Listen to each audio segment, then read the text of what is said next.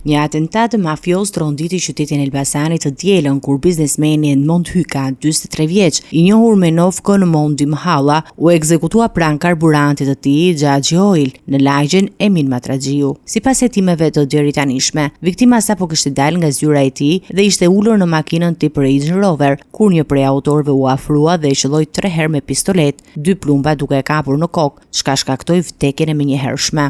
Ngjarja që ndodhi mesditën e së dielës ka lënë banorët e zonës të tronditur dhe të friksuar. Hetuesit e Elbasanit raportojnë se autorët, të paktën 2 persona, u larguan me një makinë të zezë pauti. Mjeti u shkrumbua më pas 15 kilometra më tutje, në mes të asfaltit pranë fshatit Mirak, në drejtim të Librashtit. Brenda saj u gjet një pistolet Beretta, armë që dyshohet të jetë përdorur në krim, ndërsa autorët më pas u larguan me një automjet tjetër, duke zhdukur çdo gjurmë. Grupi i posaçëm hetimor ka shoqëruar të paktën 7 persona për t'i marrë në pyetje, kryesisht dëshmitar dhe familjar të viktimës, por deri tani deklaratat e tyre nuk kanë dhënë informacion të dobishëm për identifikimin e autorëve. Hetuesit po shqyrtojnë çdo provë të mundshme përfshirë pamjet nga kamerat e sigurisë dhe gjurmët e lëna në vendin e ngjarjes. Edmond Hyka nuk ishte person i panjohur për policinë, ai kishte precedent për armbajtje pa leje dhe narkotik, ndërsa aktivitetet e tij të biznesit shtriheshin prej vitesh në qytetin e Elbasanit dhe në Tiranë, ku jetonte në zonën e komunës së Parisit. Përveç karburantit Xhaxhi Oil, Hyka ishte pronar i një shërbimi taksie të sapo krijuar. El Taxi tregon se kishte zgjeruar aktivitetin e tij lokal dhe kishte ndërtuar një rrjet biznesi në rajon. Hetimet vazhdojnë intensivisht nga grupi i posaçëm në Elbasan,